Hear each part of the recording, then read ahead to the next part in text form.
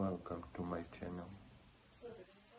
I sat at their table every day and they never realized why. Most people think bullying is loud. It's not always. Sometimes it's quiet, calculated, social, the kind where no one lays a hand on you, but somehow you feel smaller every single day. My name's Ethan, and in my first year of high school, I made one mistake. I sat at the wrong table. It happened on the second day. Cafeteria was packed, not in an obvious place to go, and there they were, a group of 5, laughing, confident, the kind of people who look like they belong anywhere. One of them noticed me hovering. "Yo, you can sit here," he said. His name was Brandon at the time. I thought that moment saved me.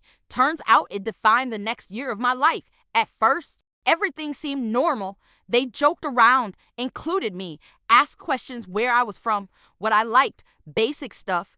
But inclusion isn't always acceptance. Sometimes it's just observation. It started with small things, interrupting me mid-sentence, repeating what I said in a mocking tone, laughing not with me, but just slightly after me. Subtle, hard to call out, easy to ignore. Then it escalated. They'd bring up things. I told them private things, but twist them, make them sound ridiculous. Remember when Ethan said he doesn't go out much? Yeah, dude's basically a hermit. Careful, he might write about us in his diary later. Laughter, always laughter, and the worst part, other people joined in, not because they hated me, but because it was safe. Laughing at me meant not being me. I thought about leaving the table. Of course I did, every day. But here's the thing no one tells you. Once you're labeled in a social group, leaving doesn't reset it. .id spreads it. So I stayed, not because I wanted to, but because I needed to understand something. Why me? And more importantly, how did it work so well? That's when I stopped reacting, not externally, internally. I started watching, listening, mapping. Who led the jokes? Who followed? Who laughed first? Who waited? Patterns. Brandon led, always. Jake amplified, turned small comments into bigger ones. The others, audience, support, fuel. And once I saw it, I couldn't unsee it.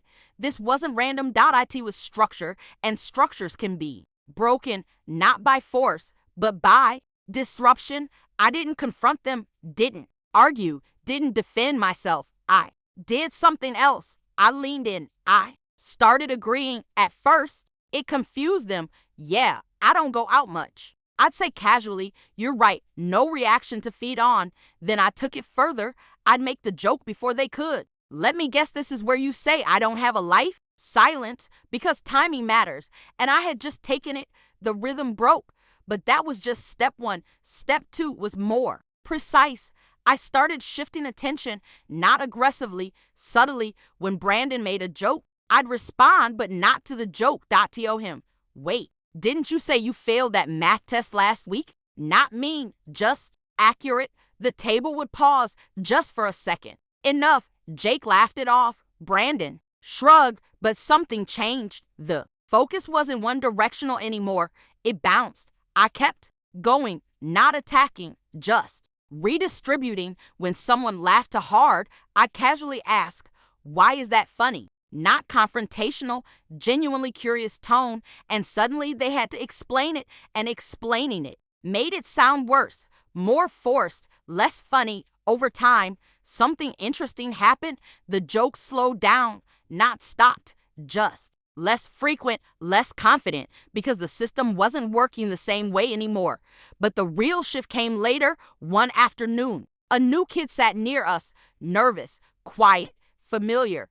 I recognized that energy instantly, and so did they. Brandon looked at him, smiled, that same smile. "Yo, you can sit here if you want." I felt it before it happened. The cycle, the setup, the same way it started with me. The kid hesitated, then sat down, and for a moment everything felt like a replay. Same questions, same tone, same pattern beginning to form. And that's when I made my move. Not dramatic, not loud, just intentional. I included him before they could define him. "What's your name?" I asked. He looked at me, surprised. "Daniel," he said. I nodded. "Cool. What are you into?" Simple, normal, human. The table shifted because Now he wasn't just new kid, he was part of a conversation, and conversations are harder to hijack than silence. Brandon tried. Anyway, careful. Ethan's gonna analyze you, he joked. I smiled. Only if you keep giving me material. I replied, light, easy, but it landed because for the first time I wasn't reacting. I was controlling the tone. Over the next few weeks, something unexpected happened.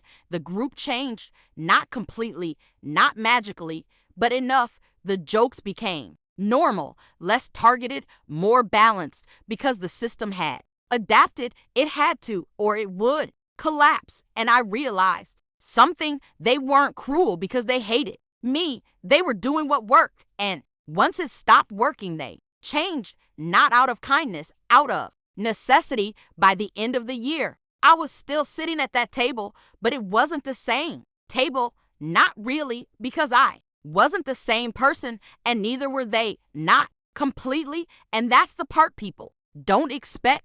There was no big revenge.no, exposure.no dramatic ending, just a shift, a quiet one, the kind that doesn't look powerful from the outside but changes everything from the inside. Because I didn't beat them, I didn't leave them, I didn't report them, I just did something they never expected. I learned how their game worked and stopped playing it the way they needed me to. And once that happened, they didn't know what to do with me anymore.